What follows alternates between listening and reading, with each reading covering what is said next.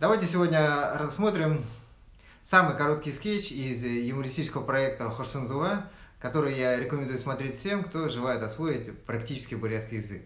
Ссылку на выпуск я оставлю в комментарии. Давайте приступим.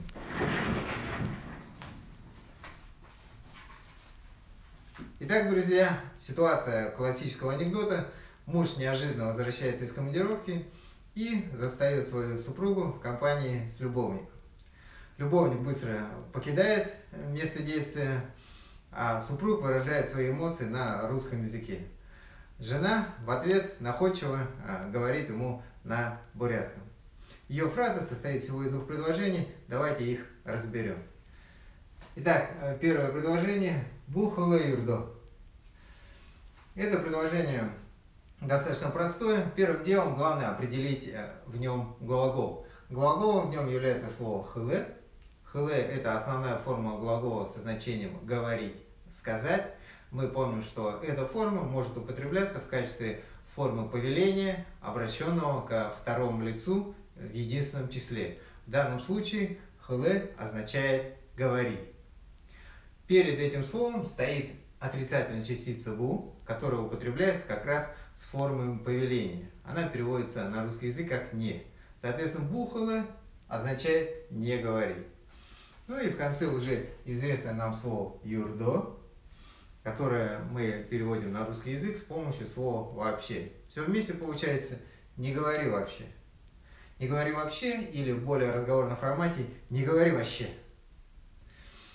Это предложение один из тех редких, наверное, случаев, в которых предложение на бурятском языке переводится на русский язык буквально. То есть мы можем перевести каждое слово в отдельности и получаем предложение на русском языке. Не говори вообще. Со вторым предложением так не получится. Здесь надо знать некоторые дополнительные нюансы структуры бурятского предложения, которые мы сейчас с вами разберем. Итак, второе предложение супруги. Шамдыши мэнде гэгуй, намдыш байтеши гэгуй. Давайте начнем с тех слов, которые нам хорошо знакомы. Мэнде – это привет, мы это все хорошо знаем. Здесь мы видим слово шамдыши, оно состоит из двух частей. Давайте пока вот эту частицу шие отделим и переведем пока без нее. Шамда мы знаем, что переводится тебе. Слово гэгуй также состоит из двух частей. Здесь мы видим отрицательную частицу гуи, а гэ – это форма прошедшего времени от глагола со значением говори. Соответственно, гэгуй означает не сказал. То есть переводим без частицы шье, и у нас получается тебе привет не сказал.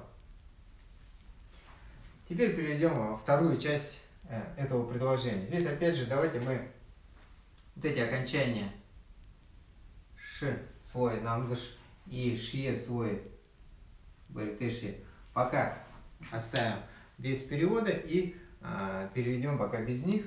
Получается намда байрте гэгуй. Гэгуй мы уже знаем не сказал, байрте мы хорошо знаем означает до свидания, намда это мне. Соответственно, мне не сказал до свидания. Теперь давайте свяжем две эти части предложения. Для этого мы должны использовать эту частицу шие. Она имеет много значений, но когда она употреблена в предложении два или несколько раз, она переводится как и то, и то. Но в тех предложениях, где есть отрицание, а в нашем случае как раз мы видим отрицание словом гэгуй, в таких предложениях она уже переводится как ни то, ни это. Соответственно, мы переводим всю структуру как ни тебе не сказал привет, ни мне не сказал до свидания. И у нас осталось вот это окончание ш в слове намдыш. В данном случае это сокращение от хорошо нам известного местоимения шни. Получается намдышни. То есть дословно мне твоей. Ну, конечно, это местоимение шни в данном случае употреблено в переносном смысле. Оно передает некую эмоциональную близость говорящего по отношению к своему собеседнику. Вообще, вот эта форма намдышни, намдытне часто используется в тех ситуациях, когда человек обращается с некой просьбой к своему собеседнику, либо даже хочет немного повиниться. И то, что девушка использовала этот прием именно в той ситуации, в которой она оказалась, добавляет некой игры слов и юмора во всю эту ситуацию. Итак, давайте перейдем все вместе. Бухлырдо. Не говори вообще. Ни с тобой не поздоровался, ни мне не сказал до свидания.